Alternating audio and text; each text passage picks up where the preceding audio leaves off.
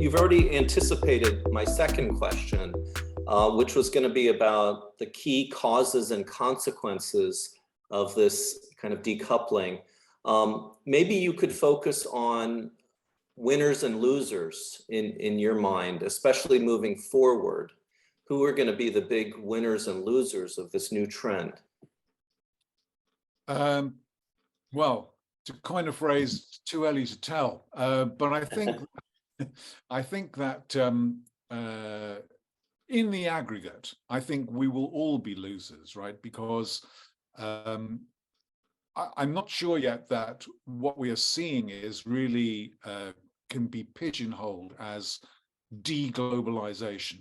I tend to prefer, partly kind of wishful thinking maybe on my part, I don't know, I prefer to call it reglobalization, for want of a phrase, because so long as the commercial engagement between China and the rest of the world and vice versa doesn't fracture completely as it has done with regards to Russia, for example, then I think you could say we're just changing, we're shifting the deck chairs around a little bit, really, because instead of basically putting all of your eggs into your China supply chain, you're basically going to open that up to other countries within Asia. So will there be winners? Yes, there'll be winners in Asia, for example, that have the opportunity to offer multinational companies the opportunity to develop their supply chains or manufacture or provide services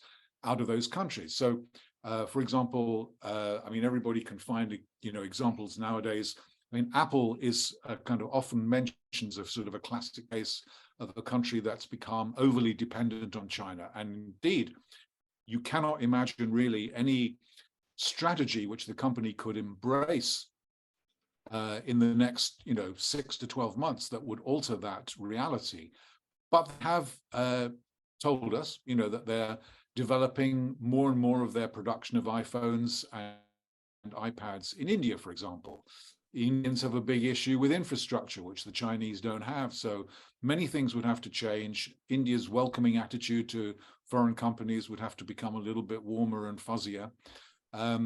But by the same token, Samsung, which is kind of obviously a high-tech rival to Apple, I mean, has not detached itself from China, but has certainly run down its dependence on its China supply chains quite substantially by investing elsewhere in Asia.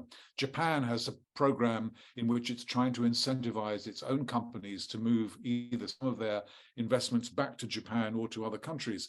So, yeah, I think it's a question of follow the money, follow the flows, see where companies are basically going, because those countries will certainly benefit from increases in investment. Even in the United States, we've seen announcements of new investments by Intel, by TSML, by a lot of high-tech and semiconductor companies, of new fabrication plants in Texas, Ohio, and other places. So horses for courses, definitely. There will be winners. There will be, obviously, losers will be on the other side. Yeah.